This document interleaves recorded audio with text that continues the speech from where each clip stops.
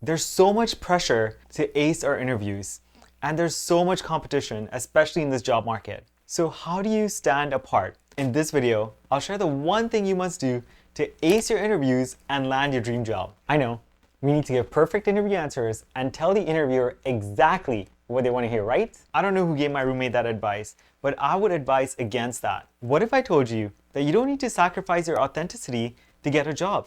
In fact, it is your superpower that can help you stand apart from other candidates who are just showing off. Hold up! So I don't need to appear perfect? Nope.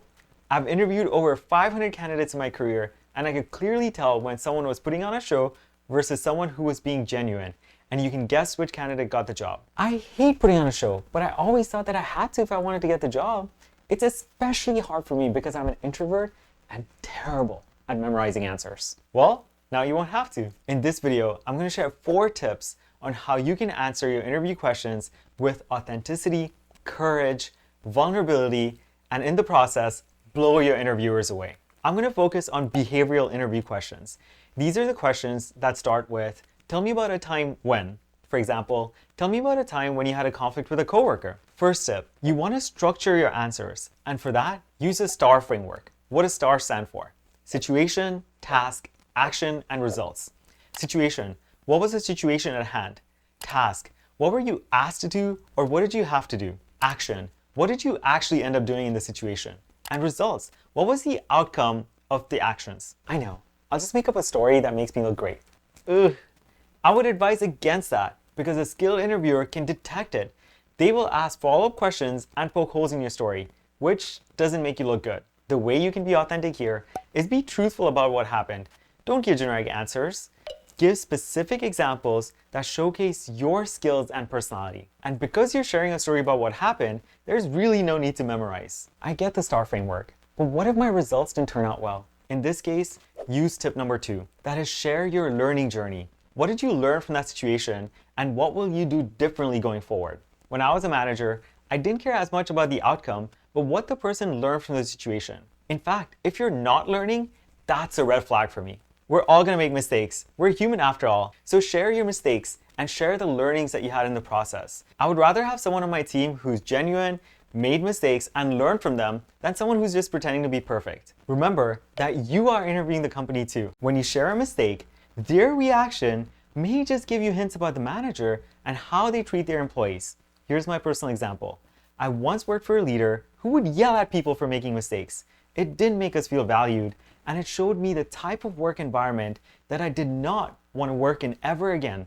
Since then, I've been comfortable sharing some of my mistakes, you still want to be strategic, and even proactively asking the hiring manager how they deal with mistakes on the team. You're right! I'm interviewing the company too. I always forget that. So coming back to your original question, if the results didn't turn out well, or you made a mistake, just share that and share what you learned from it. That definitely relieves some pressure. But what happens if they ask me a question and my mind goes blank? Has that ever happened to you in the past? It has, and it can be embarrassing, but not if you use tip number 3, pause. You can ask the interviewer, can I have 30 seconds to think about this? Will interviewers be okay with that? Absolutely. I've never had any interviewer who has said no to that request.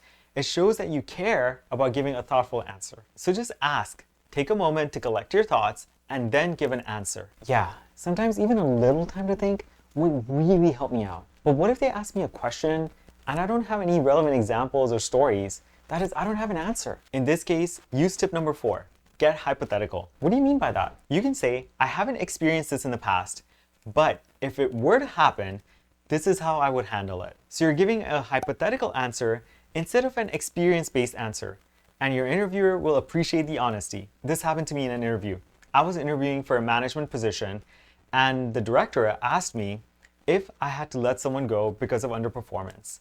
Thankfully, I haven't had to let anyone go because I was able to turn around their performance. And that's exactly what I told the director, that I was able to turn around the performance, but if it were to happen, this is how I would handle it. I would give the person clear and actionable feedback as early as possible, develop a performance improvement plan together, set clear expectations that if the performance doesn't improve within 6 months, then we would have to let them go, and reassure them that I will be providing them tools and support along the way to help them succeed. The director appreciated my honesty, liked my answer, and I got the job. Authenticity isn't about being perfect. It's about being real. These are the ways that I have been authentic in my interviews, and this is what I advise to my clients. It's all about switching from I'm going to tell them what they want to hear to I'm going to be myself. If they like me for me, that's great. If they don't, that's fine too. That's probably not the type of company or manager that I want to work for. This authenticity and vulnerability will help you stand apart from the crowd because most people are just showing off during the interview, and you'll attract workplaces that value you for you. If you have any questions about all this, you can ask them in the comment section below. And if you need help recalling your professional stories or looking to level up your interview skills, you can check out my Ace Your Interviews course, which is also linked in the description below. I wish you the very best. You got this.